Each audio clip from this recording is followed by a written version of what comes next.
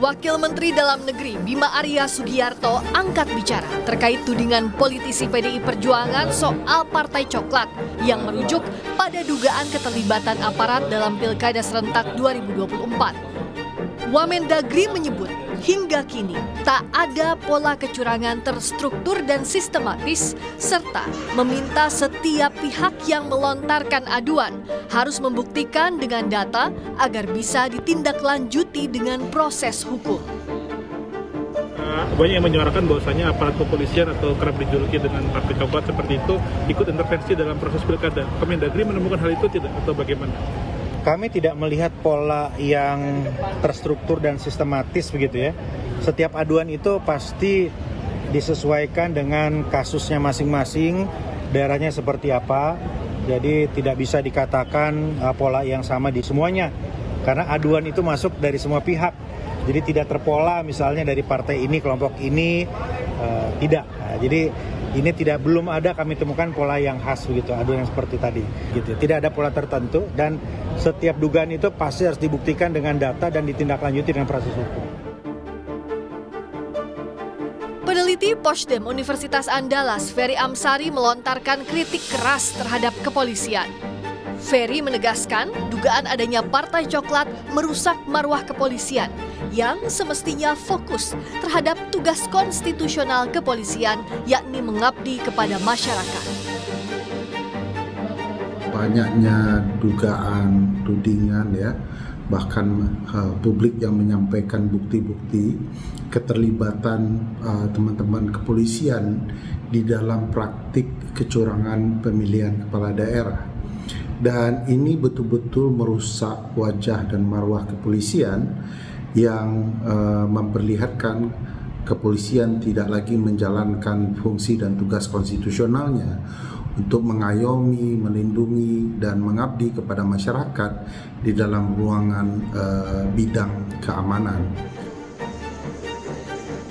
Sebelumnya, PDI Perjuangan menuding keterlibatan adanya anggota Polri terlibat dalam perhelatan Pilkada serentak 2024. Ketua DPP PDIP Deddy Sitorus bilang, ada anggota Polri yang disebut sebagai Partai Coklat atau Parcok ikut cawe-cawe pada pilkada di sejumlah wilayah. Sekjen PDIP Hasto Kristianto juga menyinggung nama Presiden ke-7 RI Joko Widodo sebagai sosok di balik Partai Coklat ini. Buka suara, Jokowi meminta agar tuduhan itu dibuktikan. Jokowi juga bilang pihak yang merasa keberatan agar melaporkan masalah itu ke Bawaslu atau membawanya ke Mahkamah Konstitusi.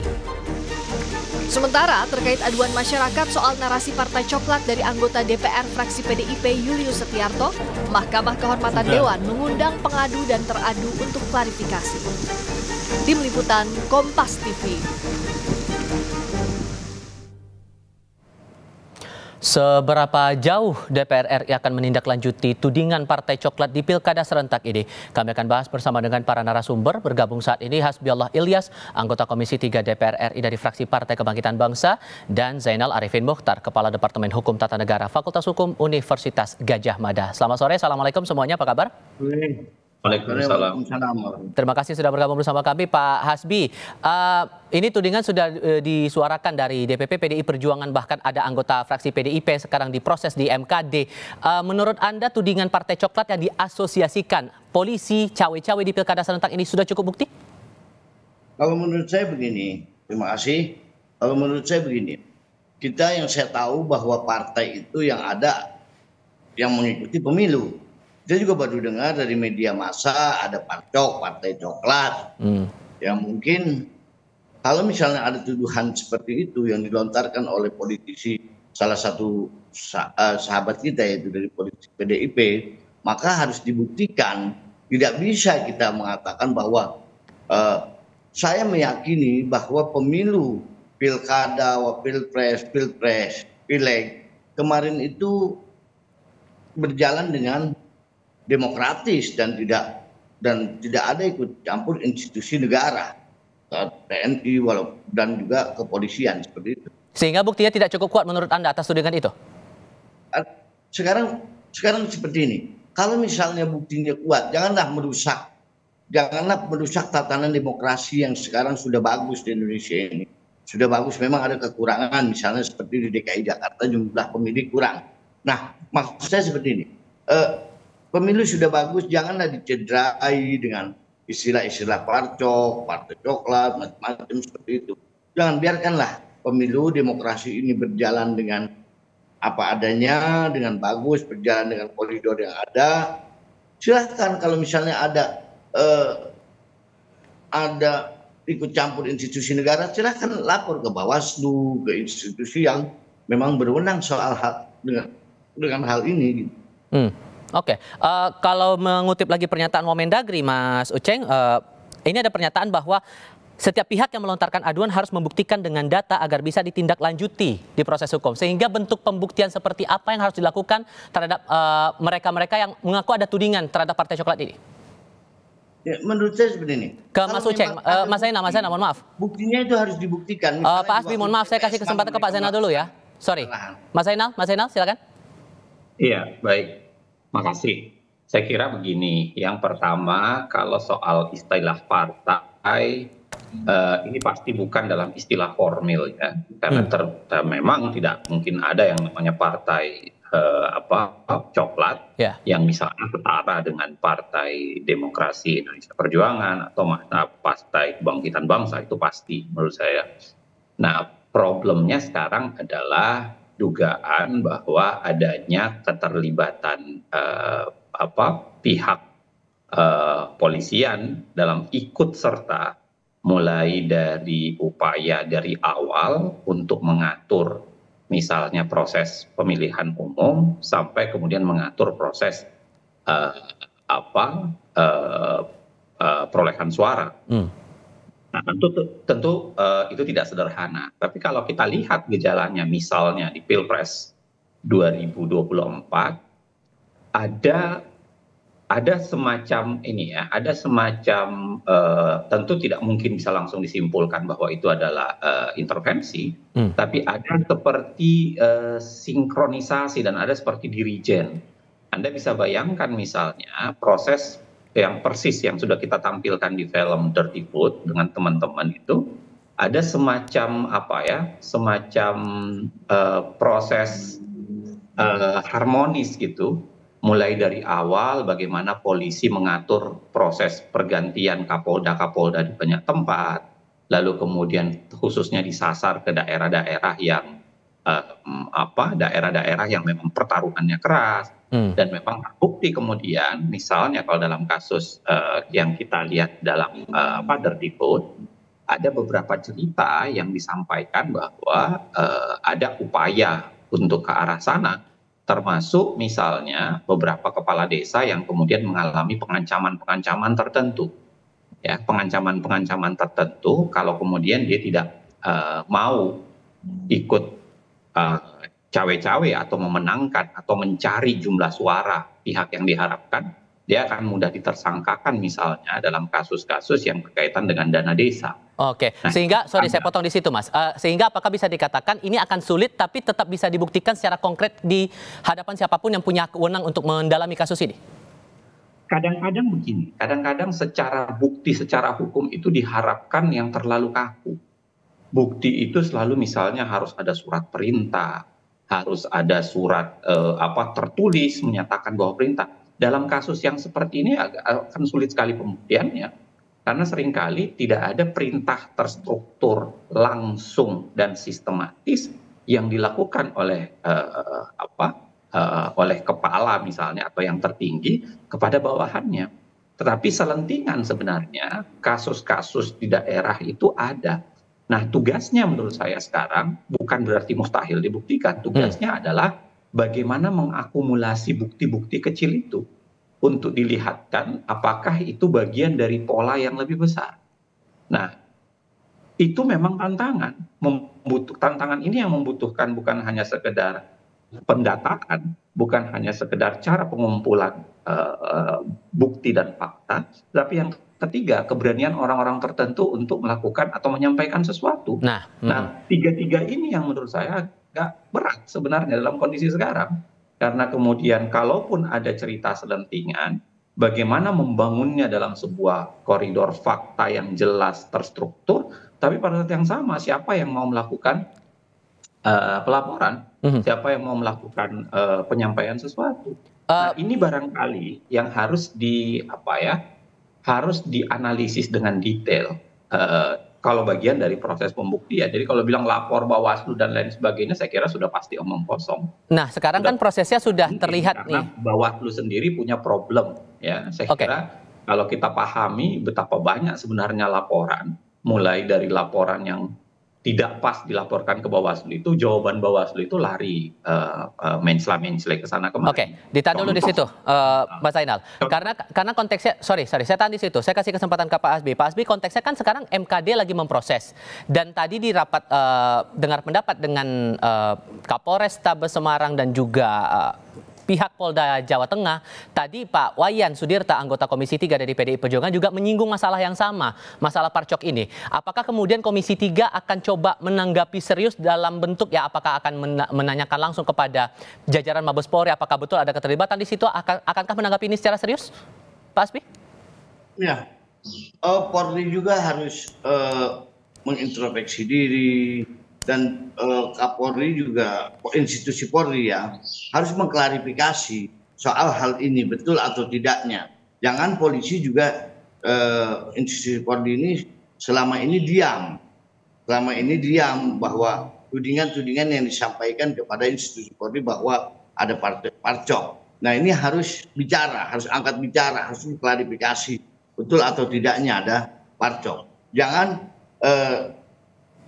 suasana seperti ini membuat suasana di masyarakat gundah dan tidak percaya dengan pemilu. Itu yang kita takutkan nanti.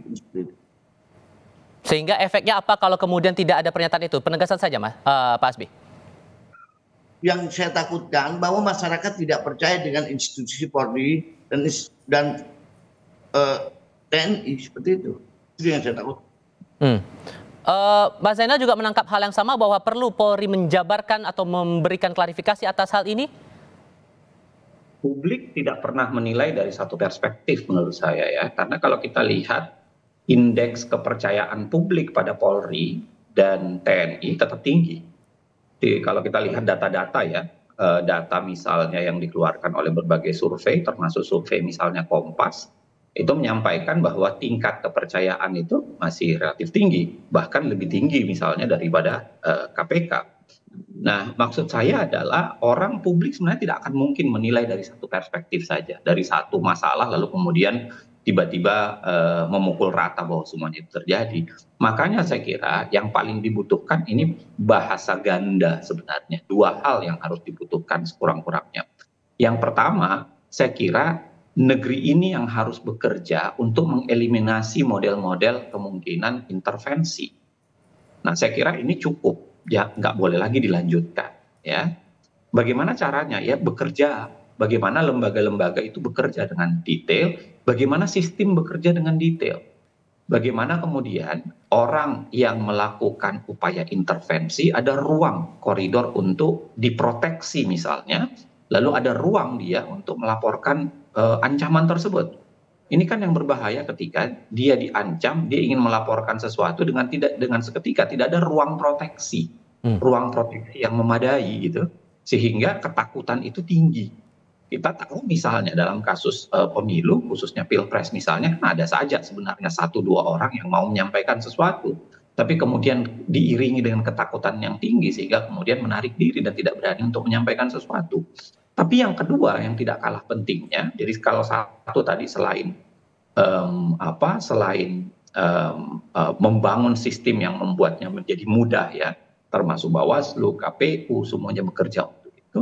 Tetapi yang kedua yang tidak kalah pentingnya menurut saya, disinilah tindakan tegas dari secara institusional, seorang presiden ditagih untuk itu, seorang Kapolri akan ditagih untuk itu. Saya kira presiden saatnya untuk melakukan purifikasi dan bersih-bersih internal. Jikapun tidak, maka kemudian Kapolri harus melakukan itu. Ini kan pertanyaan menarik seorang Indonesianis Australia soal Indonesianis Australia yang selalu membahas soal Polri. dalam banyak tulisannya.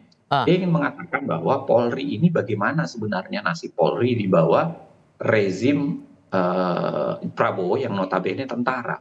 Nah, saya kira itu adalah catatan penting bahwa negara, paling tidak Presiden Prabowo, itu mau melakukan bersih-bersih, mau melakukan perbaikan. Karena saya kira ini bukan hanya soalan pemilu. Pemilu itu hanya satu hal. Ini berkaitan barangkali dengan kasus Sambo, ini berkaitan barangkali dengan bagaimana upaya penutupan, tutup-tutupan dalam kasus tertentu misalnya. Soal integritas ini akan jadi pertaruhannya, sehingga bagaimana posisi PKB Pak Hasbi untuk mengawal kasus ini, karena ini proses masih di MKD. Tidak tertutup kemungkinan bahwa ini akan masuk ke Bawaslu juga atau lembaga lain begitu. Bagaimana posisi PKB mengawal masalah ini, mengawal yang dituding ada Partai Coklat ini?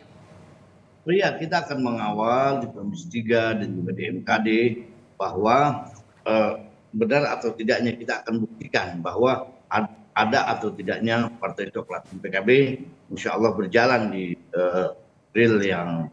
koridor yang benar. Insya Allah kita lihat saja nanti. Sekarang kan masih berproses. Terakhir singkat saja, Mas Zainal, sesungguhnya yang MK ini kan sedang berjalan proses di MKD terhadap anggota fraksi PDI Perjuangan atas pernyataan Partai Coklatnya itu. Apakah bakal muncul titik terang di sini atau justru bakal panjang urusannya? Saya sih berharap begini, ini tergantung betul dengan MKD. Tergantung betul dia memaknai yang namanya imunitas. Tergantung betul memaknai yang makna dari sebuah pengawasan. Saya kira apa yang dilakukan oleh anggota DPR misalnya dalam kasus Yuli Sugiarto misalnya yang menyampaikan sesuatu, saya kira harusnya dipahami sebagai sebuah konteks pengawasan. Dan karenanya harusnya ada upaya untuk mengedepankan yang namanya proses sebagai bagian dari pengawasan, sebagai bagian dari kritik dibanding kemudian proses-proses lainnya. Karena saya kira penting sekali sebagai sebuah lembaga seperti DPR yang salah satu fungsi utamanya adalah melakukan pengawasan terhadap pemerintah, termasuk tentu saja di dalamnya adalah kepolisian, itu bisa berbicara secara lebih luas dan lebih lapang. Kalau kemudian di awal tiba-tiba ada upaya menjatuhkan sanksi di proses yang seperti ini, saya kira ini akan berbahaya betul. Karena kemudian akan berimbas ke para anggota DPR, seakan-akan akan ketakutan untuk berbicara. Kalaupun berbicara, jangan-jangan akhirnya bunyinya kalau bukan hanya membenarkan, bunyinya akan asal bunyi dalam tanda kutip. Nah, ini yang kita takutkan. Maka saya kira harus ada kedewasaan, harus ada kerelaan, dan harus ada cara pandang yang lebih luas yang dilakukan oleh teman-teman MKD ketika menyikapi yang ini. Baik, Pak Hasbiollah Ilyas dan Mas Zainal Arifin Muchtar, terima kasih banyak sudah berdiskusi bersama kami hari ini. Sehat selalu semuanya, selamat sore. Sore.